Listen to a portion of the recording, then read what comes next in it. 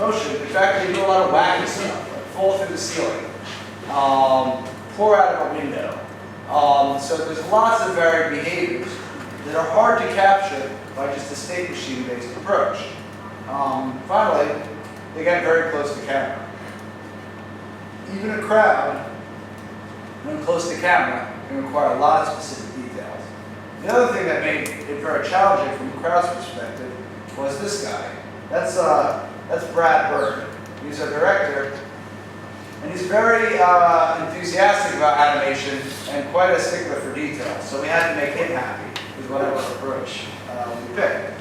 So we ended up going with some software called Massive that was originally created for Lord of the Rings, and it's an agent-based simulator, which is a system where rather than having a state machine where you go from one clip to another, you actually have a small system or a small file called a brain that tells the agent or the character how to move based on information in the environment.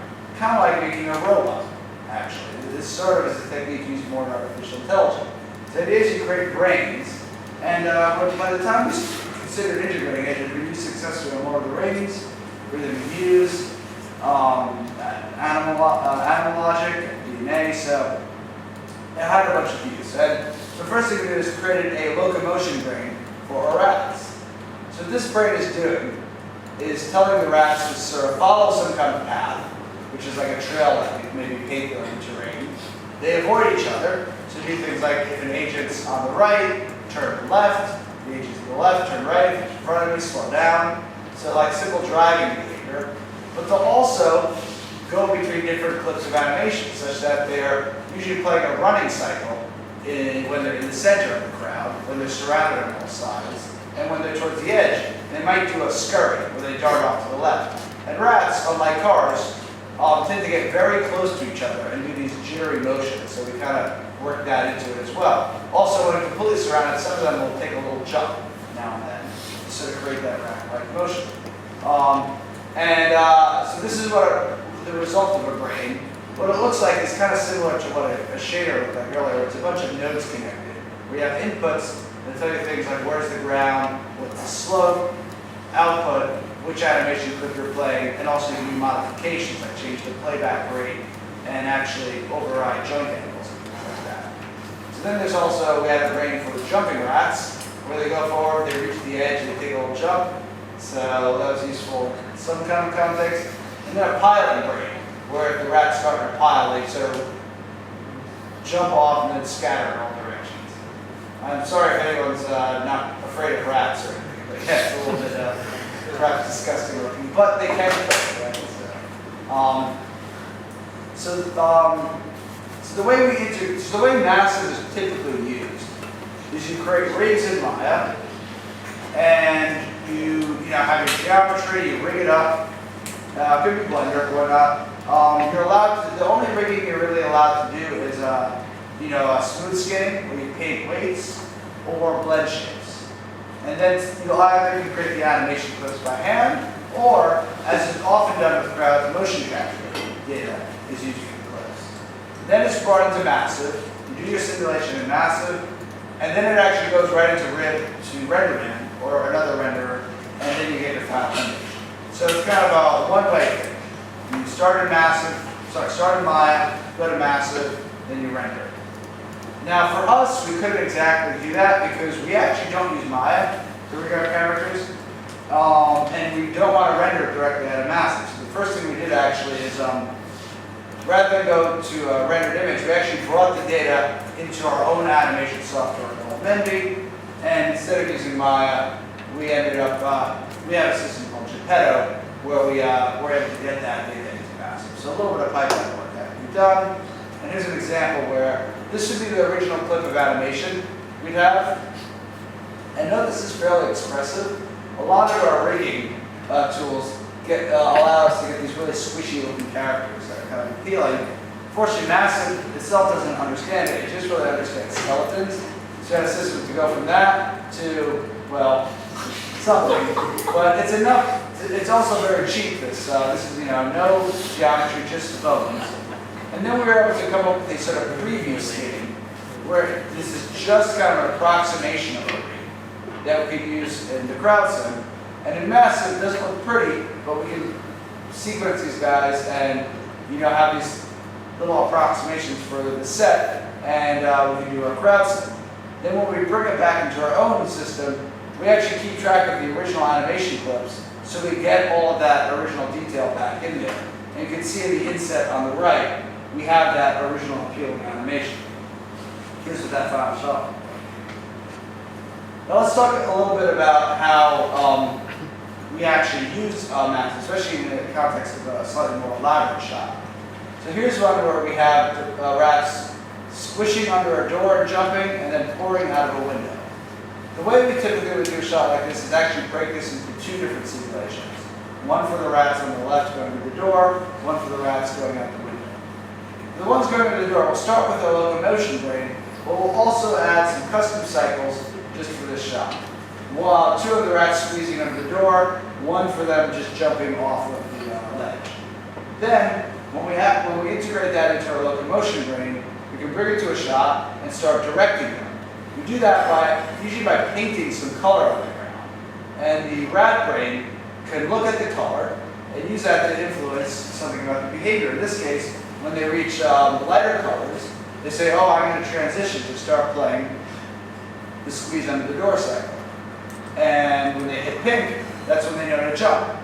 But when they hit green, it actually increases the amount of collision avoidance they do.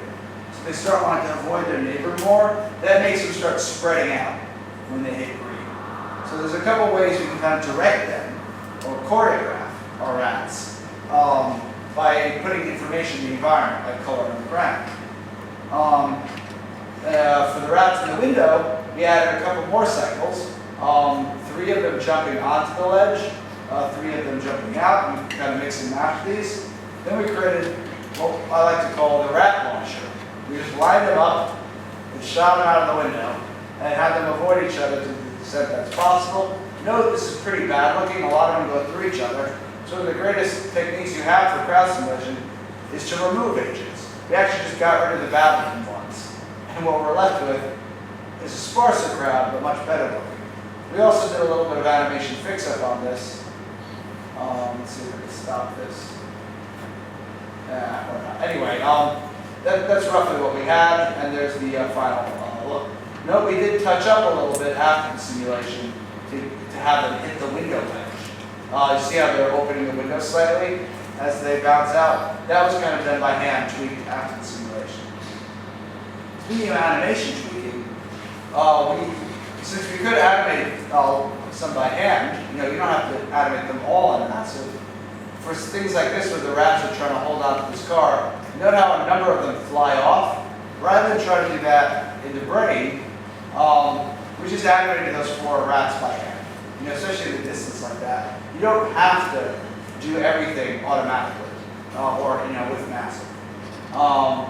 Similarly, shots that are up close like this, there are a lot of touch-ups in the foreground rats. And even in shots where there's actually very few, we ended up, animators tend to prefer to work on acting more than things like walk cycles and foot fix-up and things like that. So the animators actually, even in a shot that they're this close, they want us to start Massive, get the rats moving, and then once they were done, they would then add the individual reactions to the rats. So the conclusion for at least that pipeline was that we had a good sort of animation-centric proceduralism, but there was a trade-off. Since we did bring all the animation back into our software, we could only handle perhaps about up to 1,000 characters. Beyond that, it got really hard, but we never had more than 1,000 rats. So that was sort of the system we had there. And clearly this was a standalone talk because I saw acknowledgments here. Those are the other folks on the Ratatouille crowd team. For WALL-E, we sort of built on this pipeline a little more, and I'll talk about what the new challenges were in that film. So we had lots of characters. This is starting with 1,000 and actually gets higher. That's 8,000 characters. So like I said before, our system of Ratatouille was kind of limited to 1,000. On WALL-E, we had far more.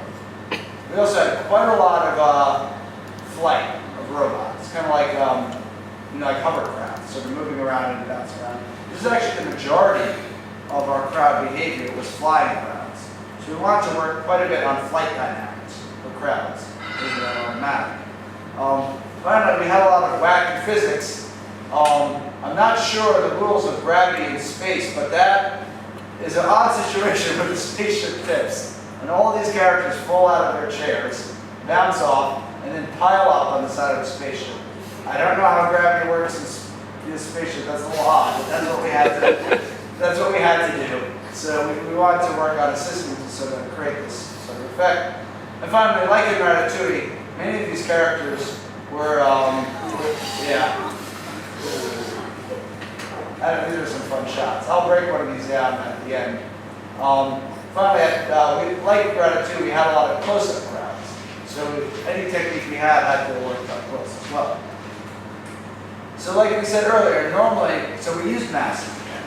And again, typically people use Maya first, bring it into Massive, then generate Rib to render an image. And for Ratatouille, we changed that to have Geppetto as the source of animation data. However, we also created a system to render directly out of Massive, rather than go back into our own software. And you might ask, why do you want to render out of Massive? Well, Massive, in addition to being a good simulation environment, also is very fast at posing characters at render time. You can actually let Massive do the job of generating geometry just in time. It's note how I said before, a procedural is a program that generates geometry right at render time, like we did for hair and vegetation. Massive is a procedural. In addition to being a UI that you can work with, it can actually do the geometry posing at render time. And what that gave us was, we had this issue where to hit render on a main character, it could take up to 2 minutes to do the posing per frame, whereas with Massive, we're doing it in less than a second per character. So Massive had that advantage being able to pose characters very quickly. However, to do that, we had to transfer our articulation, basically our rigging, from our own system into Massive somehow. So we did that.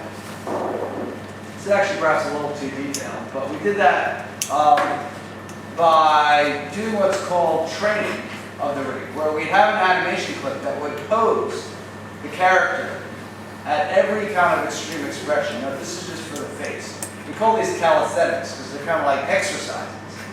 And if we have enough animation data, we can actually turn our arbitrary rigs that don't necessarily use skeletons. They're a combination of bends and lattices and all these complicated things into what's essentially video game animation, which is just skeletons and blend shapes. This is actually quite a complicated research project to get this done. And for a long time, it didn't work. On the left is the real animation. On the right is when our system was broken. But when they did work, on the right, that is the system that is essentially just using skeleton posing with corrected blend shapes. On the left was our original rig. So we could actually do our full posing of characters out of Massive. So to use it, it was very similar to how we did it in Ratatouille. But to bring it back into our software, we had a single model that could draw the entire crowd, rather than having a model per crowd agent, per character. This is important because, as you know, in Blender or Maya, try taking a character and duplicating it 100 times. You're not going to be happy. Duplicate it 1,000 times, your machine will come to a crawl. 10,000 times, you're done. Your machine has crashed. So what we do is often use a proxy model or a control model here, where it's a single model that just talks directly to the viewport to draw some kind of approximation of the character. Then at render time, the full geometry is brought in. This allows us to kind of visualize it more cheaply.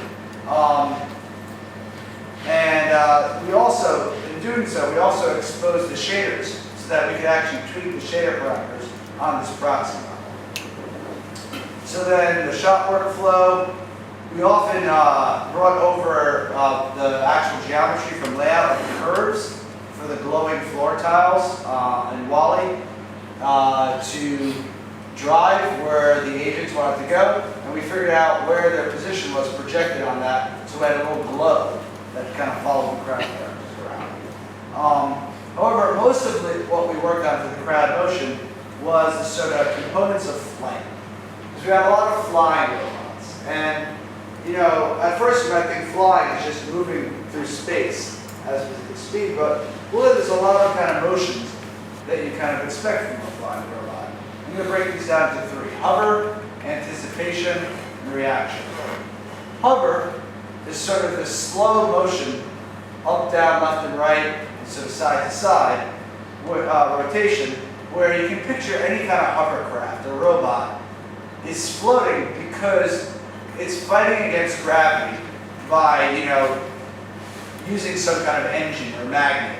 And there's always some kind of error, and that slow correction is the aspect of hover, basically. So it's got to slowly drift in these various directions. And the speed at which the drifting and the hover occurs tells a lot about the personality of the robot. For instance, you know, this is sort of a standard hover, where he's going straight, but there's sort of leaning left and right. Sort of makes it look like he's carrying something heavy. Can't maintain a very stable speed. There's a little bit of drift because he's got these really heavy shapes at the bottom. And the way we did that is actually asking an animator just to animate it by hand. And we took a look at that, what those curves looked like, and saw if there was some way we could create it automatically in NASA.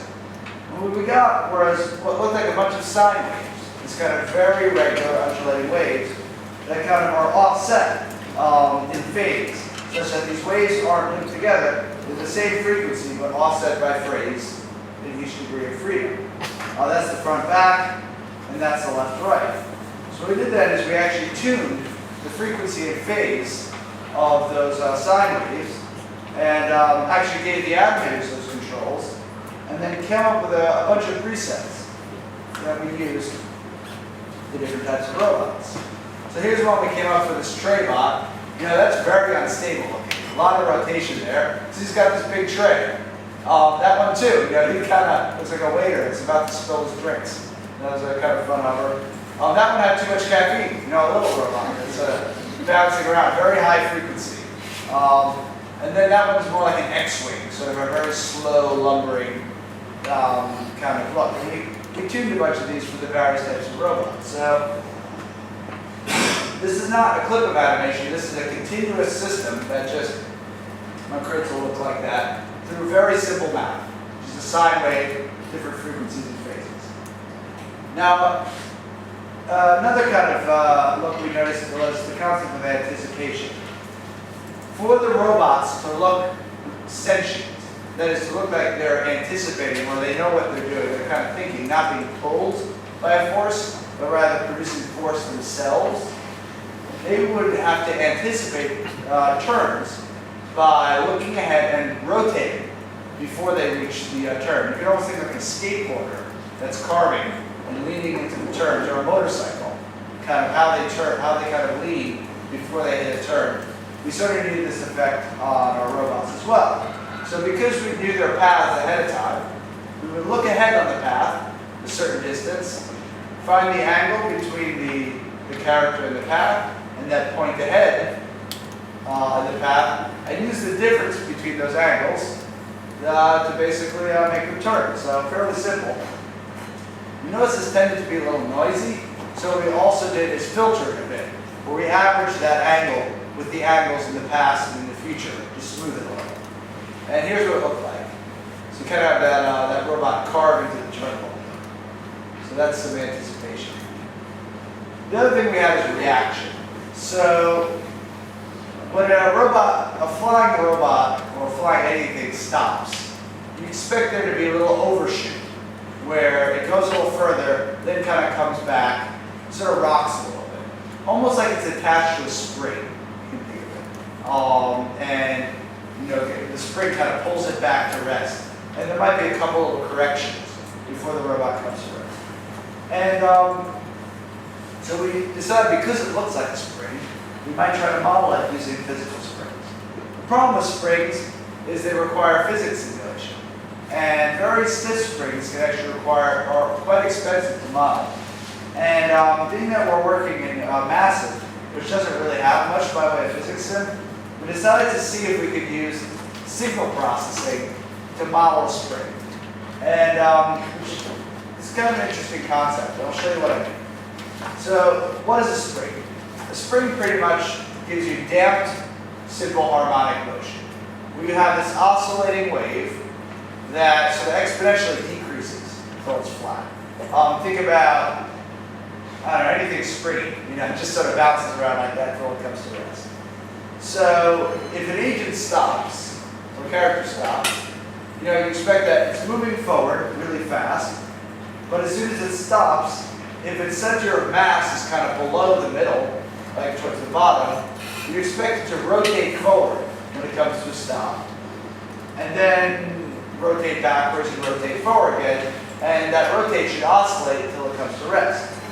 So, essentially, what does it mean to come to a stop if you're moving forward? In physics terminology, coming to a stop is what's called a big negative translational acceleration.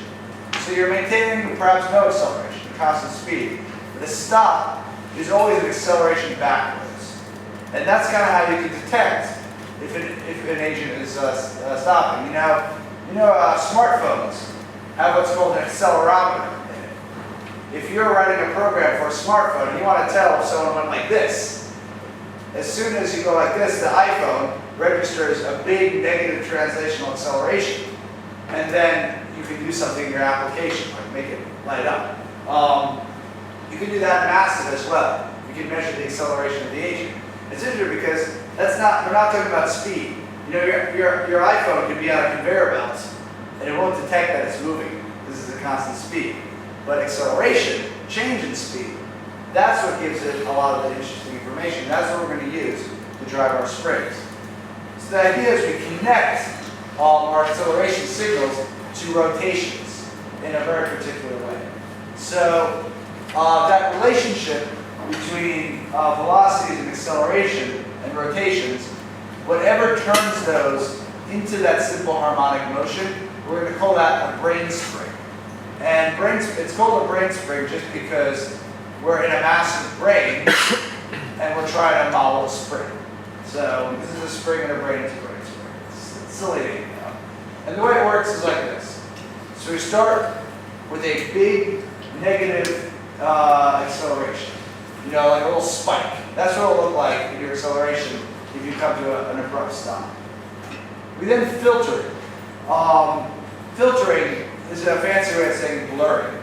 We average that acceleration at that point, sometimes in the future, sometimes in the past.